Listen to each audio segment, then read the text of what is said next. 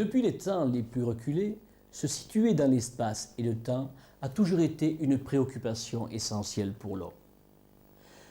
Dès l'instant où son regard a scruté l'horizon et les cieux, il a pris conscience de sa condition éphémère, donc mortelle. Il a cru tout d'abord à l'existence d'êtres supérieurs, à caractère surnaturel, et il les a idolâtrés. Ce qu'il ne pouvait comprendre ou concevoir, il l'attribua à juste titre à une puissance supérieure.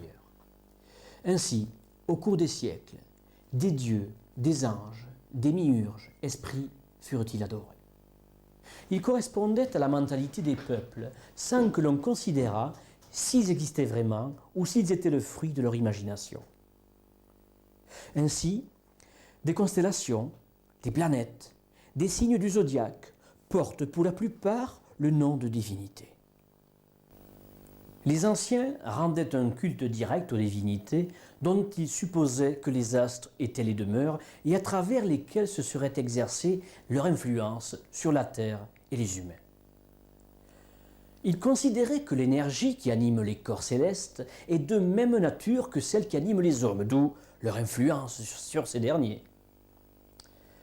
C'est ainsi que l'astrologie donna naissance à la mythologie. Mythe venant de mythos, parole de vérité, puis par elle à toutes les religions qui en émanèrent. C'est en remontant à la source des mythes que nous trouvons celle de l'astrologie, et c'est ce qui explique que la nature des astres soit assimilée à celle des dieux. Avec le temps, les observations semblables faites par les esprits les plus divers formèrent une tradition orale. Tradition vient de tradere, qui veut dire transmettre. Et les philosophes, les poètes et les prêtres ne furent que les interprètes de la pensée populaire. C'est de la tradition astrologique qu'on tira les allégories qui cachent de profondes vérités physiques ou philosophiques. C'est de l'observation des hommes et du ciel que des esprits éclairés firent naître sur tous les cieux du monde les mêmes dieux. L'astrologie judiciaire, que nous étudierons, est une des branches des connaissances qui permet de savoir, d'après les positions des astres, au moment et au lieu de naissance, la somme des possibilités heureuses ou malheureuses qu'apporte un être incarné. C'est là son utilisation la plus fréquente, mais elle permet également d'étudier les cycles de la vie. En établissant l'existence de structures régulières dans le déroulement des événements qui constituent l'expérience intérieure et extérieure d'un individu, et ensuite en utilisant la connaissance de ces structures pour contrôler ces expériences, elle permet de donner un sens au déroulement de la vie. Lorsqu'un homme apprend à contrôler l'origine, le développement et la répétition de ses expériences, il atteint la maîtrise. C'est le but du chercheur ou de l'homme de science qui peut alors choisir avec exactitude le moment d'agir et de s'adapter aux réactions attendues. En outre, lorsque l'homme donne un sens à ses expériences, en les rattachant à des cycles correspondants, soit à ce qu'il est lui-même, soit à l'ensemble de l'humanité, il développe une attitude consciente, responsable et globale à l'égard de la vie. Il acquiert compréhension et sagesse, ce qui est le but du philosophe et de tout être humain désireux d'être présent dans le grand théâtre de la vie.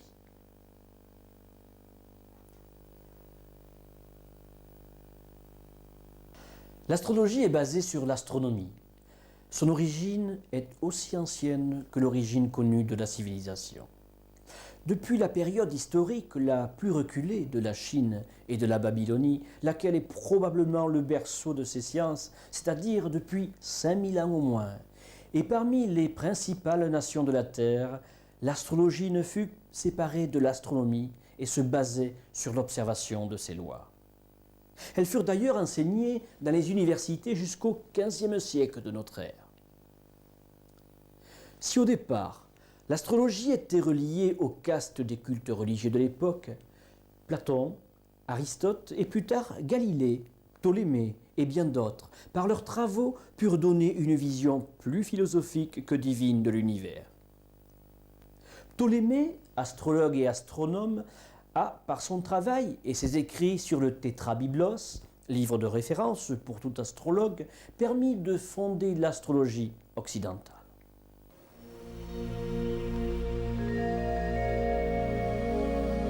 Il y a deux sortes de zodiaques, celui des constellations, dont les divisions sont inégales selon la répartition des étoiles fixes et dont les limites ont été arbitrairement fixées par les astronomes, et celui dit tropical, le zodiaque des Grecs, que nous employons également aujourd'hui en Occident, qui enceint la Terre d'un cercle de 360 degrés dans lequel se meuvent les planètes. Ce cercle est divisé en 12 sections de 30 degrés chacune.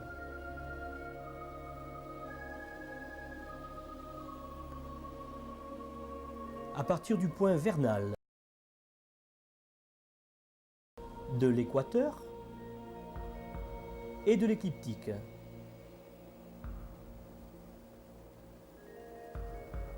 L'écliptique est le parcours annuel du Soleil dans sa révolution, qui passe ainsi dans chacun des 12 signes du zodiaque.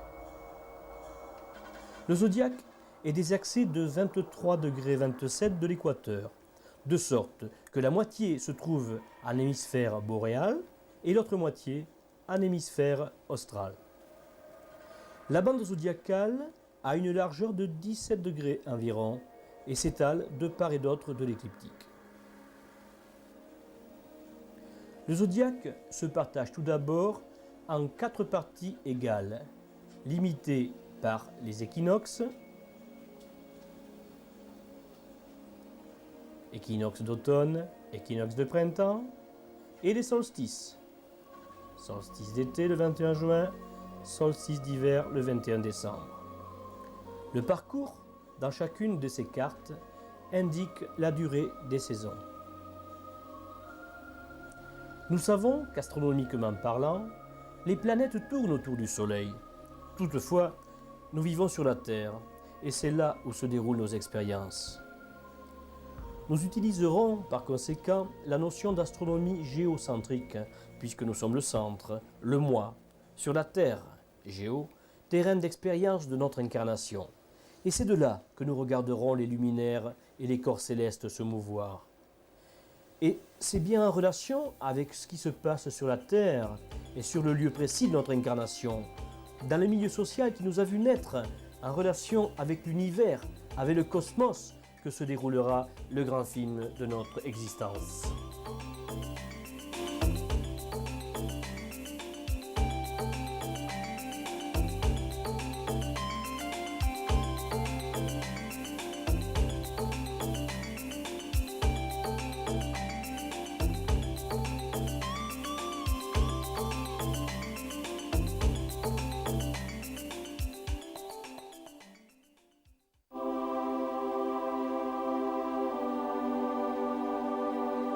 La symbolique, étymologiquement, de sum voulant dire en soi, et de bolum voulant dire porter. Donc c'est une image muette, un ensemble visible qui transmet à l'esprit en quelques secondes un assemblage de formes plus ou moins significatives, capables de révéler le sens des correspondances universelles. Nous verrons tour à tour la symbolique des planètes, des signes et des maisons. Parmi ces symboles archaïques, le zodiaque est le plus important et le plus universel. Zodiaque vient de Zoé, voulant dire animaux. En effet, Les constellations portent les noms d'animaux: Bélier, Taureau, Cancer, Lion, etc., à l'exception de 3 signes humains: les Gémeaux, la Vierge et le Verseau. Et de Diakos, qui veut dire roue. Dans toutes les astrologies, qu'elles soient chaldéennes, chinoises, égyptiennes, hindoues, le zodiaque comprend toujours 12 signes.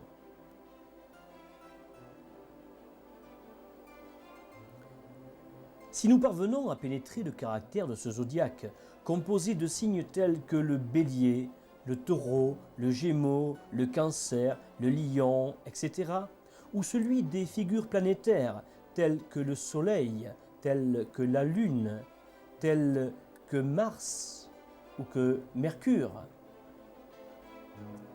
et à en saisir le sens et la valeur, les tableaux que nous projetterions sur l'écran auraient une signification aussi cohérente et suggestive qu'un dessin ou un poème tracé à l'aide de lignes ou de caractères devenus familiers tels l'orthographe.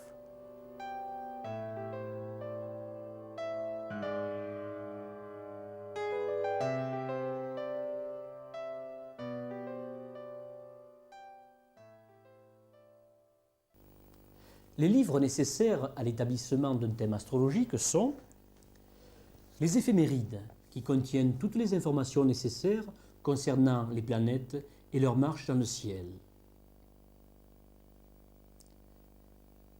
Calculées et mises en page par l'ordinateur, afin d'offrir le maximum de précision, les calculs sont basés sur les nouvelles références astronomiques de l'Union astronomique internationale et les plus récents résultats de la recherche spatiale de la NASA et du Jet Propulsion Laboratory. Nous vous conseillons les éphémérides rosicruciennes, International Édition, Maison Rosicrucienne éditeur, très faciles à lire et à utiliser par les débutants. Elles sont nécessaires pour ériger une carte du ciel. L'heure de naissance en temps universel, au méridien de Greenwich, doit fréquemment être modifiée par rapport à l'heure de naissance déclarée. Ce livre vous guidera avec précision dans l'histoire de l'heure dans le monde. La recherche de l'heure dans le monde est une activité très particulière pour l'astrologue. Nous vous conseillons le livre Traité de l'heure dans le monde. Vous trouverez ce livre dans les éditions de la Mesnie. Traité de l'heure dans le monde, Guy Trédaniel. Nécessaire aussi l'atlas de poche éditeur Larousse. Petit volume indispensable pour connaître les coordonnées géographiques, la longitude et la latitude de plus de 3000 villes dans le monde.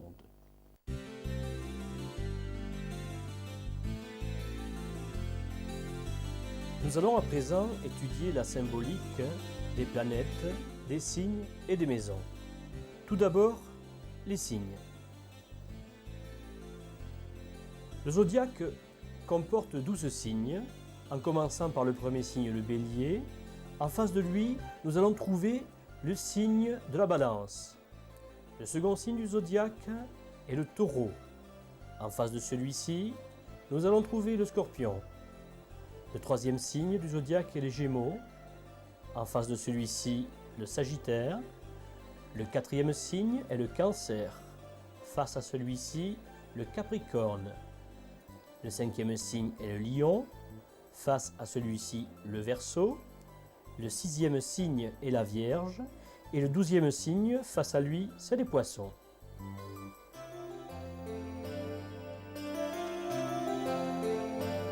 Tout d'abord, commençons par le signe du Bélier.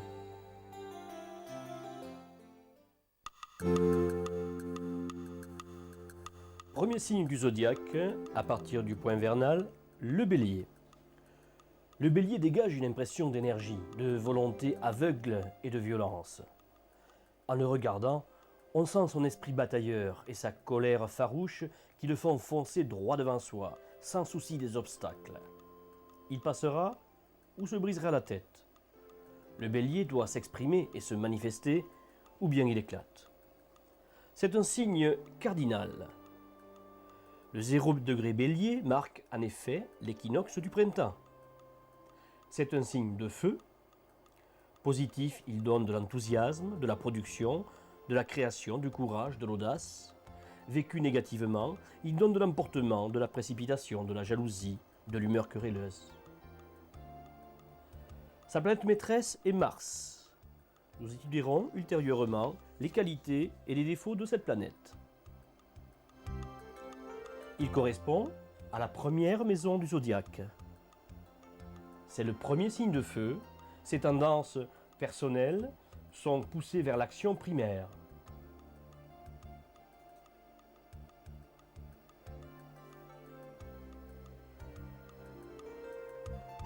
Deuxième signe, en face de celui-ci, la balance. Nous allons toujours étudier les signes opposés, car ce sont des signes complémentaires. Et c'est pour cette raison que nous les étudierons face à face. Le natif de la balance est un esthète raffiné, c'est un artiste né, amoureux de la paix et de la justice. Le partenaire lui est nécessaire comme l'air qu'il respire, et avec et au travers de l'autre, il s'épanouit. D'une grande sensibilité, hésitant lorsqu'il lui faut choisir entre deux sollicitations, il a tendance à subir l'influence qui s'impose. C'est un signe cardinal. En effet, il démarre l'automne. Sa vivacité, son besoin de s'engager sont souvent freinés par sa tolérance indulgente et sa sociabilité rayonnante. C'est un signe d'air. Positif, l'imagination est saine. Elle élève l'esprit vers ce qui est beau, vers ce qui est noble. Vécu négativement, il y a du laisser-aller dans les paroles. Signe d'air. Sa façon de s'exprimer se fait au travers de l'autre. La planète maîtresse de la balance est Vénus. Il correspond, le signe de la balance, à la 7e maison, que nous étudierons ultérieurement, qui correspond aux autres, aux associations, qui concernent le mariage, les contacts.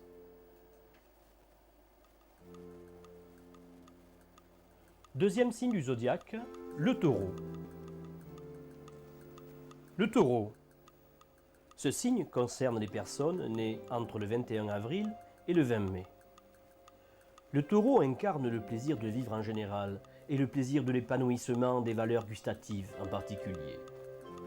Son instinct est orienté vers l'appropriation et la jouissance des valeurs matérielles ou intellectuelles, mais comporte aussi une nuance de sensibilité bienveillante avec un besoin de plaire et d'être apprécié, un sens d'esthétique et d'élévation morale. C'est un signe fixe. Le signe fixe utilise, consomme, se sert de ce qui existe. Il révèle une expression de stabilité, de fixité, de puissance. C'est un signe de terre. En qualité de premier signe de terre, il utilise et consomme pour sa propre sensibilité et son propre plaisir. Vécu positivement, il révèle une expression de richesse matérielle assurée dans le temps par un labeur lent et soutenu. Vécu négativement, il a le goût du travail mais n'attaque pas facilement celui-ci. Persévérance, stabilité, solidité, sensualité caractérisent les signes du taureau. Par analogie, il correspond à la 2e maison du zodiaque, les biens matériels, l'argent, les possessions. Face au signe du taureau, nous avons le signe du scorpion.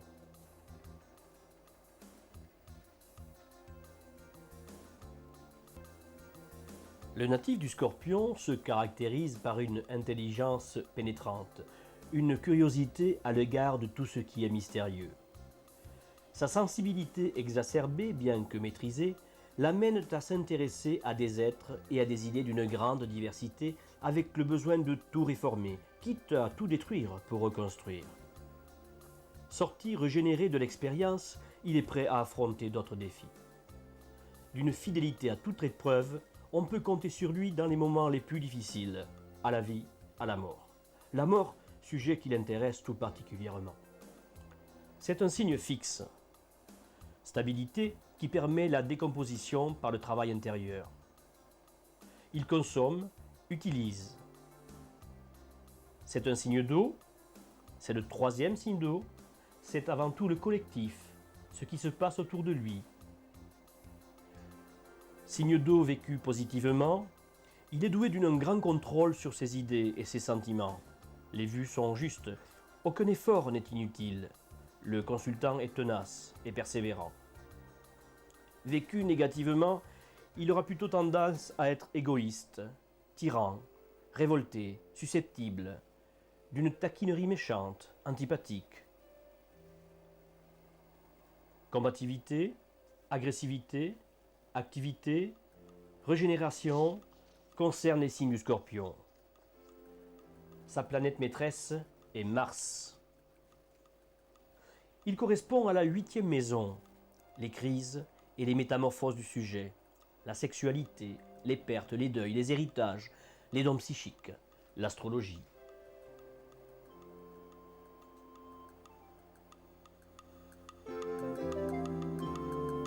Troisième signe du zodiaque, les Gémeaux.